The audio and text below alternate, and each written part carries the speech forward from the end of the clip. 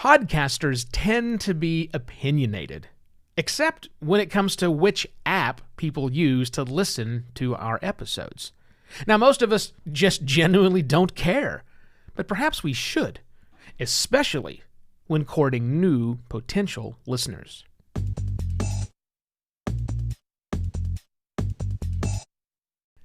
Hello and welcome to another episode of Podcast Pontifications with me, Evo Terra. Podcast listening apps have been around since the beginning of podcasting. I mean, chicken and the egg much? You can't have one without the other. In order to listen to a podcast, you need, generally speaking, an app.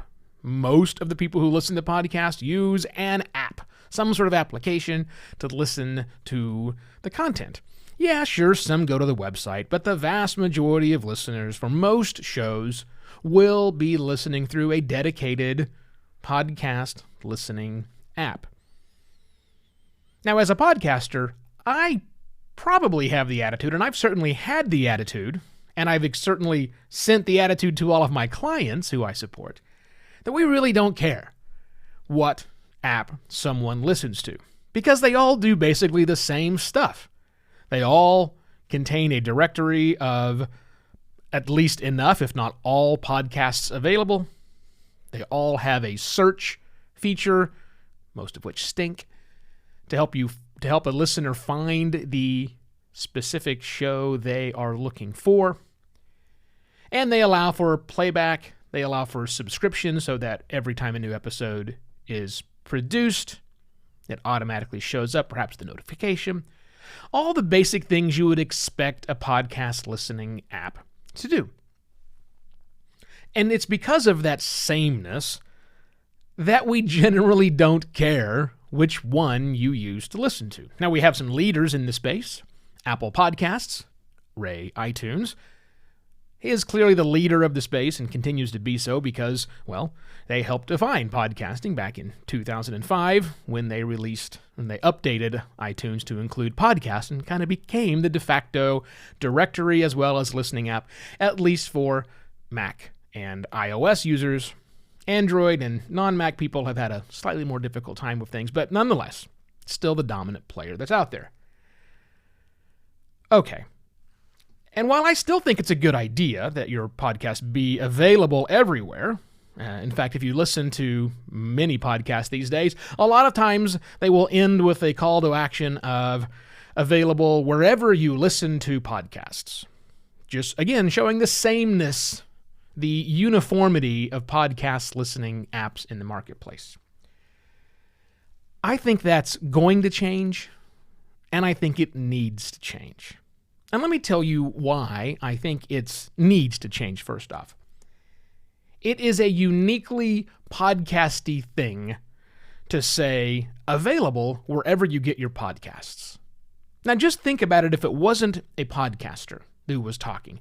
Let's say that you were talking to a sculptor at a party somewhere, and your sculptor talks about this amazing new piece they've got, and you say, I would love to see your amazing new piece of art. Where can I find your art?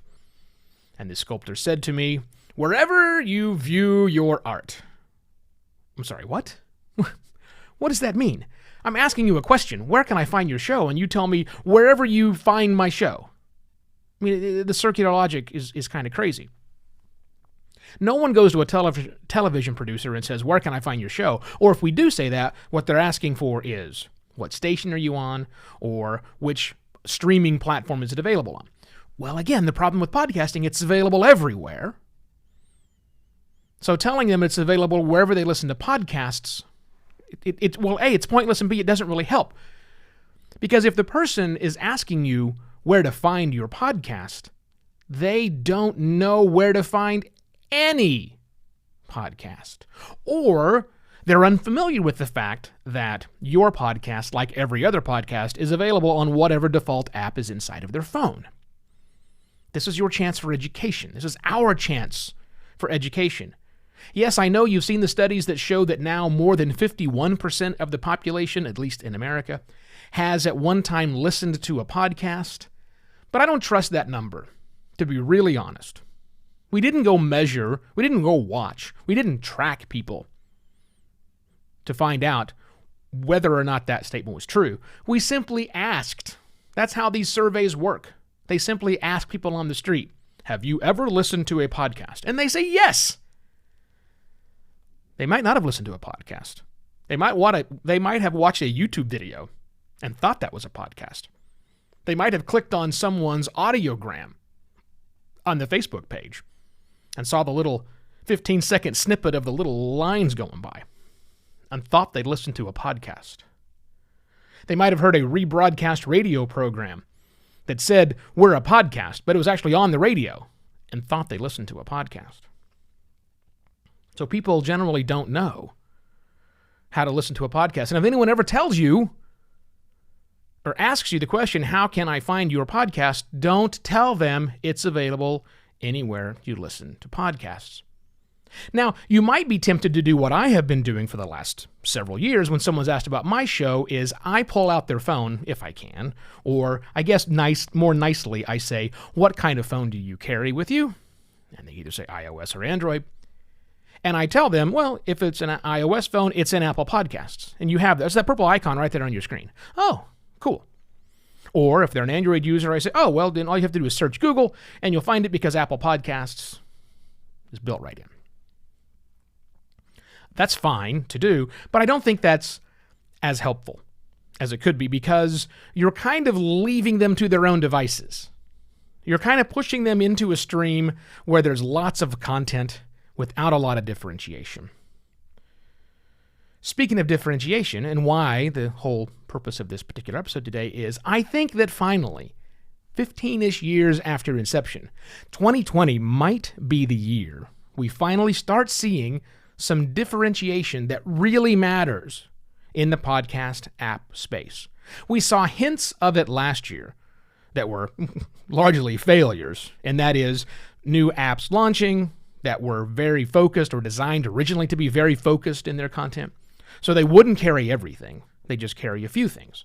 Well, that's one way to differentiate yourself. But I don't think it's the right way to differentiate yourself.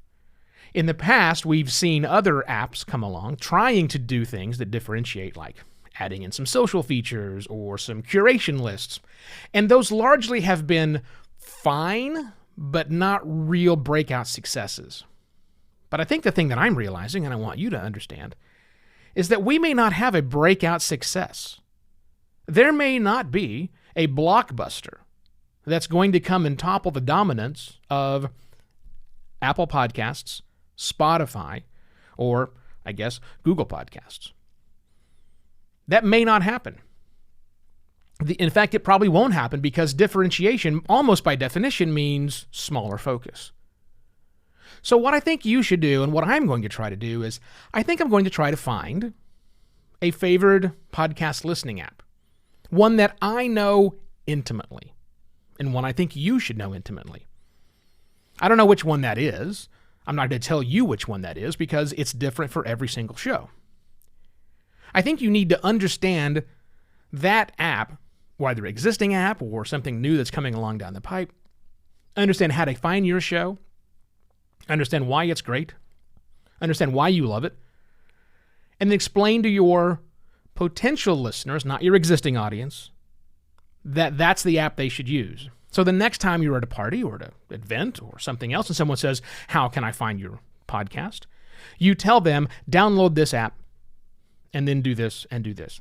I know it sounds crazy, but I'm here to tell you that that's a much deeper connection you'll have with that person than just saying, oh, it's been on your phone all along and you're dumb because you can't find it. That's not really helpful. It's kind of condescending. So let's not be. Now, I could be totally wrong about the differentiation. Nothing new may come of this, but I hope I am wrong. And even regardless, it's a good exercise for you to get more comfortable with the way the products are working. That's what I'm thinking about today. What are you thinking about today? One thing I'd like you to think about is I'd like you to think about going to ratethispodcast.com/podpunt, because why would I want you to spell out the entire name of the show? ratethispodcast.com/podpunt and leave me a rating. It goes like everywhere. Also, buymeacoffee.com/evoterra. If you liked what I had to say and want to support me, that'd be awesome. And if you need help with your business-focused podcast, that's what we do at Simpler Media Productions. simplermedia.com. Pro. Thanks for watching.